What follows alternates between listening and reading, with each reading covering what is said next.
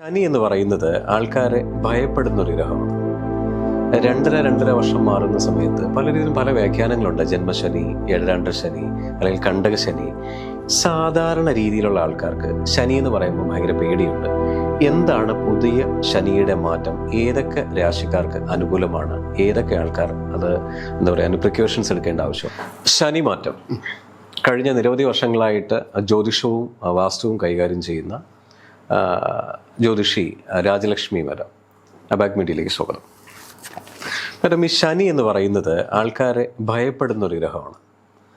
രണ്ടര വർഷം മാറുന്ന സമയത്ത് പലരീതിയിലും പല വ്യാഖ്യാനങ്ങളുണ്ട്. ജന്മശനി, ഏഴരാണ്ടര ശനി, അല്ലെങ്കിൽ കണ്ടക ശനി.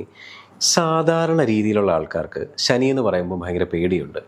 എന്താണ് പുതിയ ശനിയുടെ മാറ്റം? ഏതൊക്കെ രാശിക്കാർക്ക് അനുകൂലമാണ്? ഏതൊക്കെ ആൾക്കാർ അത് പ്രിക്കോഷൻസ് എടുക്കേണ്ട ആവശ്യമുണ്ട്? അതായത് 2025 മാർച്ച് 29 ശനി കുംഭത്തിൽ ഇപ്പൊ 2.5 വർഷമായിട്ട് നിൽക്കുകയാണ്. കുംഭൻ രാശിക്കാര് കഷ്ടപ്പെടുത്തിക്കൊണ്ടിരിക്കുകയാണ്. കാരണം ജന്മശനിയാണ് അവർ. ചെറുപ്പക്കാർക്കാണ് ഈ രോഗങ്ങള്, ചെറുപ്പക്കാരാണ് വിദ്യ തടസ്സങ്ങള്, മധ്യവയസ്സുകളാണ് ജോലി തടസ്സങ്ങള്, പ്രായമുള്ളവർക്കാണ് ഈ രോഗ തടസ്സങ്ങളെല്ലാം അനുഭവിച്ചുകൊണ്ടിരിക്കുക. ആ ശനി ഇപ്പൊ മീനത്തിലേക്ക് മാറും. നെക്സ്റ്റ് രാശിയിലേക്ക് മീനത്തിലേക്ക് മാറുമ്പോൾ കുംഭരാശിക്കാർ രക്ഷപ്പെട്ടിട്ടില്ല. കുംഭരാശിക്കാർ ഇപ്പം 2ൽ ശനിയാണ്, അധിക വ്യയം അതൊക്കെ വരുന്നുണ്ട്. ഇനി മേടം രാശിയാണ് ഇനി തുടങ്ങേണ്ടത്. മേടം രാശിക്കാർ ഇപ്പോൾ 11ൽ ശനിയായിട്ട് വളരെ സന്തോഷിച്ചിരിക്കുക. മേടം രാശി എന്ന് പറയുമ്പോൾ അശ്വതി, ഭരണി, കാർത്തിക കാലം. ഈ 3 നക്ഷത്രക്കാരിൽ കാർത്തിക 2.5 നക്ഷത്രക്കാർ സുഖിച്ചിരിക്കുക, പ്രശ്നമൊന്നുമില്ല. 11ൽ ശനിയാണ്, 2ൽ വ്യാഴാണ്, വളരെ നല്ലതാണ്. പക്ഷേ ശനി മീനമാസത്തിലാവുമ്പോഴേക്കും, മീനമാസത്തിലല്ല മാർച്ച് 29 ആകുമ്പോഴേക്കും അത് മാറി മീനൻ രാശിയിലേക്ക് വരും. മീനൻ രാശി ശനി വരുമ്പോൾ അവിടെ ഒരാൾ നിൽക്കുന്നത് രാഹുവും ശനിയും കൂടി ബലം കൂടും. അപ്പോൾ ആളുകൾക്ക് ബുദ്ധിമുട്ടുകളുള്ളവർക്ക് ബുദ്ധിമുട്ട് കൂടും, സന്തോഷമുള്ളവർക്ക് സന്തോഷം കൂടും. അനുകൂലമായവർക്ക് അനുകൂലവും പ്രതികൂലമായവർക്ക് പ്രതികൂലം കൂടുമായിരിക്കും. ഇപ്പം മേടൻ രാശിക്കാരെ സംബന്ധിച്ച് 7 ശനി സ്റ്റാർട്ടാണ്. 7.5 കൊല്ലാണ് ശനി. 7.5 ശനി എന്ന് പറഞ്ഞാൽ 12 ശനി എന്ന് പറഞ്ഞാൽ അധിക വ്യയം, ഉറക്കമില്ലായ്മ, കടബാധ്യതകൾ ഇതൊക്കെ വരാൻ സാധ്യതയുണ്ട്. അശ്വതി, ഭരണി, കാർത്തിക കാലനക്ഷത്രക്കാർ. അപ്പോൾ അവർക്ക് വേണ്ട പരിഹാരം പ്രിക്കോഷൻ ചെയ്യേണ്ടത് എന്താണെന്ന് വിചാരിച്ചു കഴിഞ്ഞാൽ പങ്ക്ച്വാലിറ്റി ആയിരിക്കണം. ശനി വന്നു കഴിഞ്ഞാൽ കുളിക്കാൻ തോന്നില്ല, അമ്പലത്തിൽ പോകാൻ തോന്നില്ല, കൃത്യനിഷ്ഠകളൊക്കെ പോവും, കലി ബാധിച്ചുകൊണ്ടിരിക്കും. പക്ഷെ ആ സമയത്ത് നമ്മൾ മനഃപൂർവ്വം പർപ്പസ്ലി രാവിലെ എഴുന്നേൽക്കുക, കൃത്യനിഷ്ഠകൾ ചെയ്യുക, രാവിലെ കുളിക്കുക, ശനിയാഴ്ചകളിൽ നോൺ ഉപേക്ഷിക്കുക. ഇങ്ങനെയൊക്കെ കൃത്യമായിട്ട് വന്നാൽ ഇവർക്ക് വലിയ ആപത്തുകളൊന്നും വരില്ല. ഇപ്പം ശനിയെ പ്രാർത്ഥിക്കുന്നതോടൊപ്പം തന്നെ രാഹുവിനെയും പ്രാർത്ഥിക്കണം. കാരണം രാഹുവും കൂടെ നിൽക്കണ്ടേ, സർപ്പം. അപ്പം ഈ 2 പേരെയും തൃപ്തിപ്പെടുത്തി കഴിഞ്ഞാൽ നമ്മൾക്കിടെ അവരുടെ കാര്യങ്ങൾ മതിയാവും. അതെങ്ങനെ തൃപ്തിപ്പെടുത്തുമെന്ന് വെച്ചാൽ ശനിയാഴ്ചകൾ ഒരിക്കലെടുക്കുക. ശനിയാഴ്ചകളിൽ ശിവക്ഷേത്രത്തിൽ ധാര, പിൻവിളക്ക്, മൃത്യുഞ്ജയ പുഷ്പാഞ്ജലി കഴിക്കുക. അതോടൊപ്പം തന്നെ ശാസ്താവിന് നീരാഞ്ജനം കത്തിക്കുക, അരയാൽ പ്രദർശനം ചെയ്യിക്കുക. ഇതൊക്കെ ചെയ്തു കഴിഞ്ഞാൽ ശനിയുടെ ദോഷങ്ങൾ കാഠിന്യം കുറയും. ഇതിനൊന്നും സൗകര്യമില്ലാത്ത ആൾക്കാർ എന്ത് ചെയ്യും? നമഃശിവായ ചെല്ലുക. രാവിലെയും വൈകുന്നേരം 108 പ്രാവശ്യം വെച്ച് നമഃശിവായ ചെല്ലുക, ഹനുമാൻ ചാലീസ് ചൊല്ലുക. ഇതൊക്കെ ചെയ്തു കഴിഞ്ഞാൽ ഒരുവിധം പരിഹാരമാണ്. ഗണപതി ഭഗവാനെ പ്രാർത്ഥിച്ചാലും ശനിദോഷത്തിന് സമാധാനം ഉണ്ടാവും. ഗണപതി മന്ത്രങ്ങൾ, ഗണപതി ഗായത്രി അതും വെളുപ്പാങ്കാലത്ത് ജപിക്കണം. ഗണപതി ഗായത്രി ഒക്കെ ചെയ്യണമെങ്കിൽ 6 മണിക്ക് മുമ്പ് ജപിച്ചാലേ ഫലമുള്ളൂ. അപ്പം ഇങ്ങനെ തുടർന്നാൽ മേടൻ രാശിക്കാർക്ക് ഒരു വിധത്തിൽ രക്ഷപ്പെടാം. അടുത്തതാണ് ഇടവൻ രാശി. ഇടവൻ രാശിക്കാർക്ക് നല്ലതാണ്. 11ൽ ശനി വരെയാണ് കാര്യസാധ്യം. ജോലി കിട്ടാത്തവർക്ക് ജോലി കിട്ടുക, ആരോഗ്യസ്ഥിതി മോശമുള്ളവർക്ക് ആരോഗ്യം വീണ്ടെടുക്കാം, വിവാഹം നടക്കാത്തവർക്ക് വിവാഹം നടക്കാം. ഇങ്ങനെയുള്ള എല്ലാ കാര്യങ്ങളും 11ൽ ശനി നല്ലത്. വ്യാഴക്ഷത്തിൽ നിൽക്കുന്ന ശനിയാണ്. അപ്പോൾ ആ ശനി അനുകൂലതയെ ചെയ്യുള്ളൂ. പിന്നെ അതിനെന്തെങ്കിലും തടസ്സങ്ങൾ വരാതിരിക്കും ഗണപതി ഹോമം നടത്തുക, ശിവക്ഷേത്ര ദർശനം, ശിവക്ഷേത്രത്തിൽ നീരാഞ്ജനം, ശിവക്ഷേത്രത്തിൽ ധാര, പിൻവിളക്കൊക്കെ ചെയ്താൽ അത് ഒന്നും കൂടി അവരുടെ കാര്യങ്ങൾക്ക് പ്രാപ്തി വരും.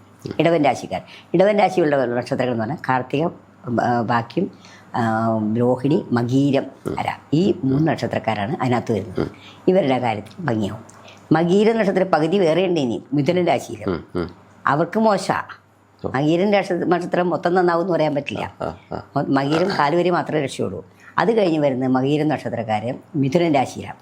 മകീരം, തിരുവാതിര, പുണർദം, പുണർദംകാല്, ഈ 3 നക്ഷത്രക്കാർ, പുണർദം ആദ്യ ഭാഗം, ഈ 3 നക്ഷത്രക്കാർക്കും കർമ്മത്തിന് ബുദ്ധിമുട്ട്, ജോലി നഷ്ടപ്പെടുക, അവിചാരിതമായി ജോലി നഷ്ടപ്പെടുക, ജോലിയിൽ പ്രശ്നങ്ങൾ വരിക, നമ്മൾ അറിയാത്ത കുറ്റങ്ങൾക്ക് ശിക്ഷ അനുഭവിക്കുക, ഇങ്ങനത്തെ കാര്യങ്ങളൊക്കെ വരാൻ സാധ്യതയുണ്ട്. അപ്പോൾ അവരെന്താ ചെയ്യേണ്ടതെന്ന് വെച്ചാൽ കൃത്യനിഷ്ഠ പ്രാപിക്കുക. എത്ര ശമ്പളം കിട്ടുന്നു അതുകൊണ്ട് ഹാപ്പി ആവുക. കൂടുതൽ പ്രൊമോഷനും കൂടുതൽ ജോലിക്കും വേണ്ടിയിട്ട് മാറി മാറി നടന്നാൽ കാര്യമില്ല, കാരണം ഗുണമുണ്ടാവില്ല. അപ്പോൾ അവരുള്ള ശമ്പളം കൊണ്ട് കിട്ടിയ നമ്മൾ ഒരു എഗ്രിമെൻ്റ് ചെയ്ത ആ ശമ്പളത്തിൽ സംതൃപ്തിപ്പെടുക. ശനിദേവനെ പ്രീതിപ്പെടുത്തുക, ശനീശ്വര പൂജ ചെയ്യുക, അല്ലെങ്കിൽ ശിവക്ഷേത്രത്തിൽ ശനിയാഴ്ച ഒരു ധാര, പിൻവിളക്ക്, മൃത്യുഞ്ജയ പുഷ്പാഞ്ജലി കഴിക്കുക. ഇതൊന്നുമില്ലെങ്കിൽ ശനിയാഴ്ചകളിൽ 6:30 മുമ്പ് അമ്പലത്തിൽ പോയി തൊഴുക, ഭഗവാനെ തൊഴുക, മഹാദേവനെ തൊഴുക, ഹനുമാൻ ചാലീസ വരിക, ഹനുമാൻ ക്ഷേത്രങ്ങളിൽ പോവുക. ഇതൊക്കെ ചെയ്യുമ്പോൾ അവരുടെ കാര്യത്തിന്, ജോലിയുടെ കാര്യത്തിൽ വരും. ഹനുമാൻ സ്വാമിക്ക് തീർച്ചയായിട്ടും ചെയ്യണം, എന്നാലേ അവർക്ക് രക്ഷപ്പെടാൻ പറ്റും. ഹനുമാൻ സ്വാമിക്ക് ചൊവ്വാഴ്ചയോ ശനിയാഴ്ചയോ വെറ്റിലമാല, കുങ്കുമം സമർപ്പിക്കുക. ഇതൊക്കെ ചെയ്താൽ അവരുടെ ജോലിയുടെ പ്രശ്നങ്ങൾക്ക് ഒരു സമാധാനം ഉണ്ടാവും. അതാണ് 3 രാശിക്കാരൻ. ഇനി അടുത്ത രാശിയാണ് കർക്കിടക രാശി. പുണന്തം ബാക്കിയും പൂയും ആയില്യം കൂടി ചേർന്നാണ് കർക്കിടക രാശി. ഇവർക്ക് നല്ലതാണ്. 9 ശനിയും, ഭക്തിമാർഗം വരും, ഭക്തിയില്ലാത്തവർക്ക് ഭക്തി വരാൻ സാധിക്കും, ദൈവാധീനം വരും, നടക്കാത്ത കാര്യങ്ങൾ നടക്കും, വീട്, വാഹനം ഇതൊക്കെ ഉണ്ടാവാനുള്ള യോഗം വരും. കാരണം 9 ശനി വളരെ നല്ലതാണ്. ശനിക്ക് ഏറ്റവും ഇഷ്ടമുള്ള സ്ഥലം 9. അപ്പോൾ അവർക്ക് അതൊന്നും കൂടി അവരുടെ ഇത് മാത്രം കൊണ്ട് കാര്യമില്ല, ദശാകാലങ്ങളും ദശാ അപഹാരങ്ങളും നോക്കിയിട്ട് വേണം. പിന്നെ അവരുടെ ശനി നിൽക്കുന്ന സ്ഥാനങ്ങളും, ഓരോ സ്ഥലത്തും ഓരോ ശനി നിൽക്കുന്ന ഗുണങ്ങളുണ്ട്, അതൊക്കെ നോക്കിയിട്ട് വേണം അവരുടെ കാര്യങ്ങൾ പറയാൻ. അപ്പോൾ അങ്ങനെ എന്തെങ്കിലും ബുദ്ധിമുട്ടുണ്ടെങ്കിൽ അവരെന്ത് ചെയ്യണമെന്ന് വെച്ചാൽ ഈ പറഞ്ഞ മാതിരി ശിവക്ഷേത്രത്തിൽ വഴിപാടുകൾ കഴിക്കുക, ധാര കഴിക്കുക, ശിവഭഗവാനെ തൊഴുക, നമ്മൾ ശിവായ ചെല്ലുക, ശബരിമലയ്ക്ക് പോകാൻ പറ്റുമോ ശബരിമലയ്ക്ക് പോവുക. ഇങ്ങനെയൊക്കെ ചെയ്താൽ അവർക്ക് ഒന്നും കൂടി ഗുണങ്ങൾ ഉണ്ടാവും. ഇനി അടുത്ത രാശിയാണ് ചിങ്ങൻ രാശി. ചിങ്ങത്തിൻ രാശി എന്ന് പറയുമ്പോൾ മകം, പൂരം, ഉത്രത്തിക്കാലം. ഈ മകം, പൂരം, ഉത്രത്തിക്കാല നക്ഷത്രക്കാർക്ക് ശനി അഷ്ടമത്തിലാണ് വരുന്നത്. അഷ്ടമത്തിൽ ശനി എന്ന് പറയുമ്പോൾ നല്ലതാണ് അഷ്ടമത്തിലെങ്കിലും വട്ടം കറക്കിട്ട് കാര്യങ്ങൾ കിടക്കും, പക്ഷെ ഒന്ന് വട്ടം കറക്കിയിട്ട് നടക്കുള്ളൂ. അതായത് നമ്മൾ നേരെ പിടിക്കേണ്ട കാര്യത്തിന് വളഞ്ഞു പിടിക്കേണ്ടി. അപ്പം അതിന് വേണ്ടിയിട്ടും ഈ പറഞ്ഞമാതിരി മഹാദേവനെ പ്രാർത്ഥിക്കുക, നമ്മൾ ശിവായ ചൊല്ലുക, മഹാദേവന് തേനഭിഷേകം ചെയ്യുക പക്കപ്പിറന്നാളിന്. അത് വളരെ നല്ലതാണ്. പിന്നെ രോഗങ്ങളൊക്കെ ചിലപ്പോൾ വരാൻ കാലുവേദന, പാദവേദനയൊക്കെ വരാൻ സാധ്യതയുണ്ട്. അപ്പോൾ രാഹുവും കൂടി നിൽക്കണ്ടല്ലോ, അപ്പോൾ അത് സാധ്യതയുണ്ട്. അപ്പോൾ അത് കാരണം അവരെന്ത് ചെയ്യണമെന്ന് വെച്ചാൽ മഹാദേവന് തേൻ കൊണ്ട് ധാര കഴിക്കുക, വളരെ നല്ലതാണ്. മാസത്തിലൊരിക്കൽ തേൻ ധാര കഴിക്കുക, സാധാരണ ധാര കഴിക്കുക. ഇതെല്ലാം ചെയ്ത് മഹാദേവനെ, ഹനുമാനെയും പ്രാർത്ഥിച്ചാൽ ഇവരുടെ കാര്യങ്ങൾക്ക് ശുഭപ്രവൃത്തി ഉണ്ടാവും. അടുത്ത രാശിയാണ് കന്നിരാശി. കന്നിരാശിക്കാർക്ക് കണ്ടകശനി എന്ന് പറയും, 7ാം ഭാവത്തിലാണ്. ഭയങ്കര ദോഷം കണ്ടകശനി. ഭാര്യയ്ക്കാണ് 7ാം ഭാവമാണ്. 7ാം ഭാവത്തിൽ ഭാര്യയ്ക്ക് അസുഖങ്ങൾ വരിക, ഭാര്യയ്ക്ക് ബുദ്ധിമുട്ടുകൾ വരിക, അങ്ങനെയുള്ള പ്രശ്നങ്ങൾ. ഭാര്യയ്ക്ക് വന്ന കുടുംബത്തിലെ ചിലവുകളുടെ താളം തെറ്റും. നമ്മളിപ്പോൾ ഇങ്ങനെ ഒരു ലെവലിൽ പോയിക്കൊണ്ടെങ്കിൽ പെട്ടെന്ന് താളം പറ്റും. അപ്പോൾ അതിനെന്ത് ചെയ്യണമെന്ന് വെച്ചാൽ അവരുടെ പേരിൽ അങ്ങനെ വരുമ്പോൾ ഈ ആരുടെ ജാതകത്തിൽ വന്നിച്ചാൽ അവരുടെ പേരിൽ നീരാഞ്ജനം കത്തിക്കുക, ശാസ്താവിന് നീരാഞ്ജനം കത്തിക്കുക, ശബരിമലയ്ക്ക് പോവുക, ശിവന് ധാര, പിൻവിളക്ക്, മൃത്യുഞ്ജയം, ഇതാണേ ഉള്ളൂ പരിഹാരം. ഹനുമാൻ സ്വാമിക്കും വഴിപാട് കഴിക്കുക. ഇതൊക്കെ ചെയ്തു കഴിഞ്ഞാൽ അവരുടെ കാര്യത്തിൽ ഗണപതി ഹോമം നടത്തുക. ഇതൊക്കെ ചെയ്ത് നമ്മുടെ ശക്തിക്ക് അനുസരിച്ച് ചെയ്താൽ മതി. ഇതൊക്കെ ചെയ്തു വരുമ്പോൾ അവരുടെ കാര്യത്തിലും ഒരു സമാധാനം ഉണ്ടാവും. ആണ് കന്നിരാശി. ഈ ബാക്കിയുള്ള എല്ലാ രാശി പറയുമ്പോൾ ഞാനത് വളരെ ക്ലിയർ ആയിട്ട് കേട്ട് ഭയങ്കര രസമായിട്ടിരിക്കുന്നുണ്ടായിരുന്നു. കാരണം ശനിയുടെ ഈ പറയുന്ന മാറ്റങ്ങൾ എല്ലാവർക്കും പോസിറ്റീവാണ്. നെഗറ്റീവ് വരുന്ന രാശികൾക്ക് വളരെ ചെറിയ പരിഹാരങ്ങൾ കൊണ്ട് മാറും. പക്ഷേ കന്നിരാശി എന്ന് പറയുന്നത് ഈ കണ്ടകശനി ആയതുകൊണ്ട് പൊതുവേ കണ്ടകശനി കൊണ്ടേ പോകുമെന്ന് പറയുന്നുണ്ട്. പക്ഷേ ഇവരുടെ ഗ്രഹസ്ഥിതി എടുത്തതിന് ശേഷം ദശാകാലങ്ങൾ നോക്കിയിട്ട് ആരംഭ അന്ത്യദശ എടുത്തതിന് ശേഷം അല്ലെങ്കിൽ അന്തർദശ എടുത്തിട്ട് എന്താണെന്ന് നോക്കി മേഡം പറഞ്ഞതുപോലെ പോവുകയാണെങ്കിൽ കുറച്ചുകൂടെ എഫക്റ്റീവ് സൊല്യൂഷൻ അവർക്ക് കിട്ടാം. തീർച്ചയായിട്ടും പേടിക്കേണ്ട ആവശ്യമില്ല എന്നുള്ളതാണ് നമ്മൾ കൊടുക്കേണ്ട ഒരു. പിന്നെ ഭാര്യയുടെ ജാതകം പരിശോധിക്കണം, അവരുടെ ആയുസ് കാര്യങ്ങൾ, അവരുടെ ദശാകാലങ്ങൾ എങ്ങനെയാണെന്ന് നോക്കണം. അതൊക്കെ നോക്കിക്കഴിഞ്ഞാൽ വലിയ പ്രശ്നങ്ങൾ ഉണ്ടാവില്ല. മുന്നോട്ട് പേടിക്കാതെ കന്നിരാശിക്കാർ പ്രത്യേകിച്ച് പേടിക്കാതെ മുന്നോട്ട് പോകാൻ പറ്റും. കണ്ടകശനിയാണെങ്കിലും ഒരുപാട് സൊല്യൂഷൻസ് ഉണ്ട്. അടുത്ത രാശിയിലേക്ക് പോകാം. തുലാം രാശി. തുലാം രാശിക്ക് പറയുകയാണെങ്കിൽ 9ാണ് ശനി. തുലാം രാശിക്ക് തന്നെ ശനി നല്ലതാണ്. കാരണം തുലാം രാശി ശനിയുടെ ഉച്ചസ്ഥാനമാണ്. അവർക്ക് വളരെ നല്ലതായിരിക്കും. അതായത് ചിത്തിര അവസാനം, ചോതി, വിശാഖം. കന്നിയിലെ നക്ഷത്രങ്ങൾ പറഞ്ഞില്ല. കന്നിയിലെ നക്ഷത്രം ഉത്തരം, മുക്കാല്, അത്തം, ചിത്തിര പകുതി.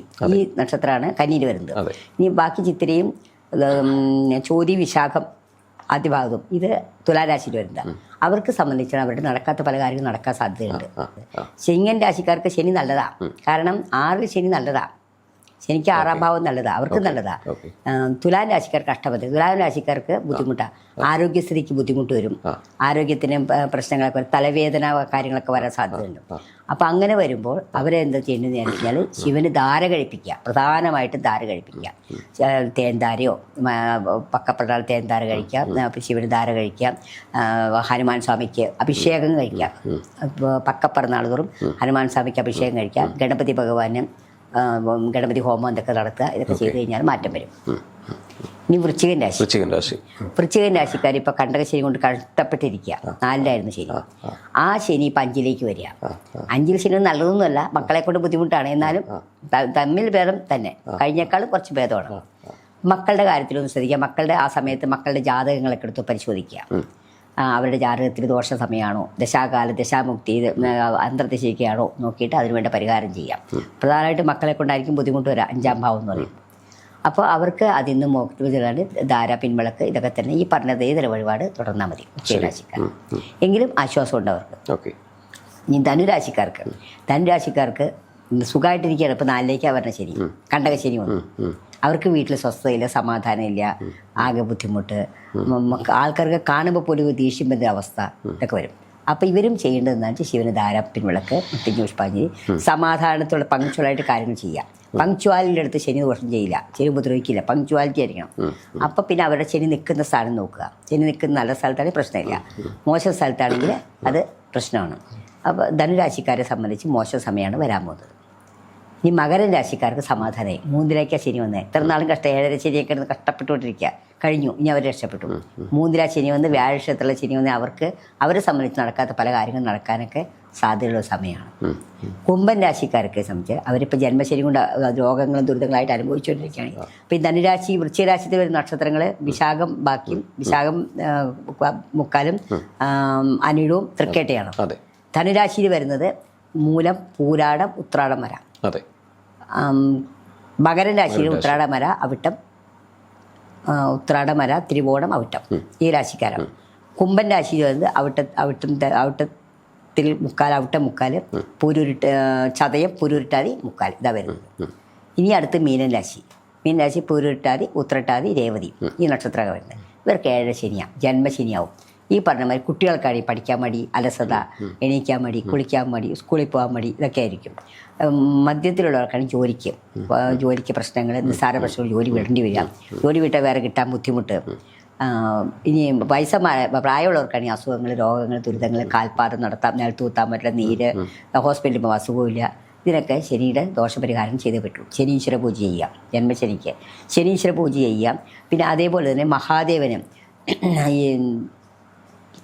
സൂര്യൻ്റെ രൂപം മേടിക്കും, സൂര്യൻ്റെ രൂപം, വെള്ളിയുടെ സൂര്യരൂപം മേടിച്ച് ഒരു പിടി നാണയം ചേർത്ത് നന്നായിട്ട് പ്രാർത്ഥിച്ച് ഒരു ഇതിലിട്ട് വെച്ച് 41 ദിവസം അവർ ഇട്ട് വെച്ച് 42-ാമത്തെ ദിവസം കറുത്ത പട്ടിപ്പൊറിഞ്ഞ് മഹാദേവന് സമർപ്പിച്ച് മൃത്യുഞ്ജയ ഹോമം ചെയ്താൽ ഇവർക്ക് രോഗദുരിതങ്ങൾക്ക് സമാധാനം ഉണ്ടാവും, രോഗമൊക്കെ ആണെങ്കിൽ.